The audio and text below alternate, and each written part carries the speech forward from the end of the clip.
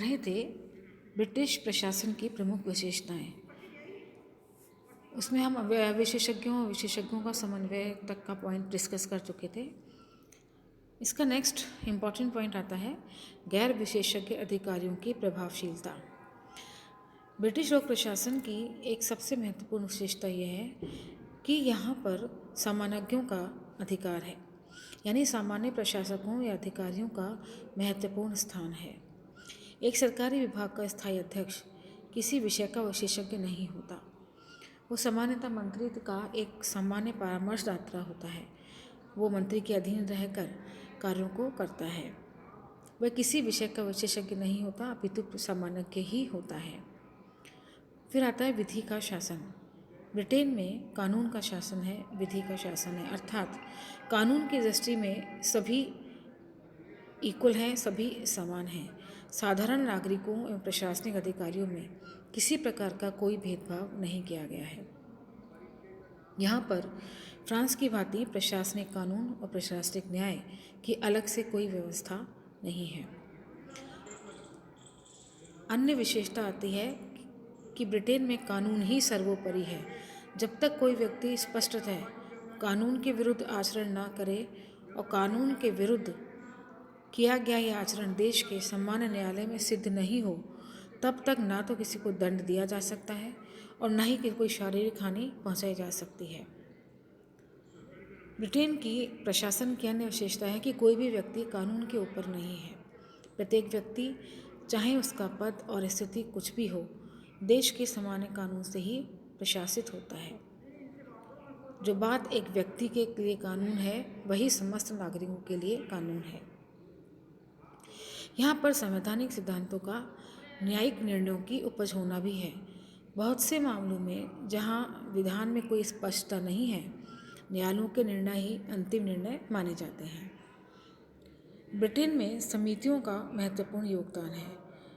प्रशासनिक क्रियाओं को समन्वित करने के लिए समितियों का अत्यधिक सहारा लिया जाता है। यही समितियाँ प्रशासन के कार्यों को निर्देशित करती हैं, उनके उत्तरदायित्व को निश्चित करती हैं और कार्य संपन्नता का निरीक्षण करती हैं। वहाँ पर अंतर विभागीय समितियों की भी बहुमार है। समितियों का अत्यधिक उपयोग ब्रिटिश प्रशासन के लिए एक सरदर्द भी बन गया है।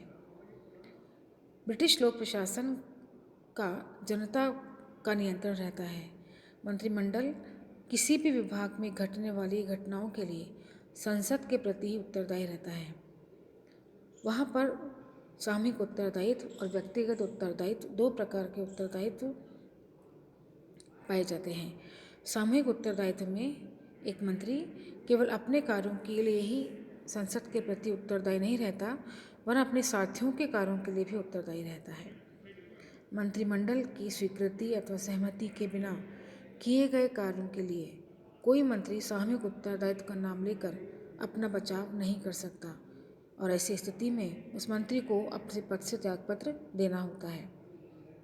अन्य विशेषता है अंतर्राष्ट्रीयवाद, अर्थात वर्तमान अंतर्राष्ट्रीयवादिता के युग में अंतर्राष्ट्रीय समस्याएं उतनी ही महत्वपूर्ण हैं जितनी कि राष्ट्रीय समस्याएं होती हैं। ब्रिटिश सरकार जब नीति संबंधी को निर्णय लेती है तो उन निर्णयों को यह कोशिश करती है कि वह अंतर्राष्ट्रीय दायित्वों के रूप में अपना पूर्ण कार्य कर सकें। ब्रिटेन के प्रशासन में अभिजात वर्ग का अत्यधिक प्रभाव है। यह उसकी एक प्रमुख विशेषता है कि उसमें अभिजात वर्ग बहुमत का होना है। आज भी ब्रिटिश जनरल, जज, सेक्रेटरी, राजदूत, नौकरशाही के बड़े अफसर प्राय उच्च वर्ग के ही होते हैं। प्रशासक वर्ग का पूंजीपति वर्ग से अत्यधिक संबंध पाया जाता है। ब्रिटिश नौकरशाही के बड़े व्यवसायियों के वर्ग से गहरे संबंध काफ़ी पुराने चले आ रहे हैं। इसका एक बड़ा कारण यह भी है कि प्रशासन का दीर्घ अनुभव प्राप्त कर बहुत से उच्च अधिकारी प्राय औद्योगिक क्षेत्र में चले जाते हैं। अतः यह स्पष्ट है कि ग्रेट ब्रिटेन में लोक प्रशासन की अपनी कुछ विशेषताएं हैं। अनेक दृष्टियों से इसकी स्वयं की परंपराएं भी हैं।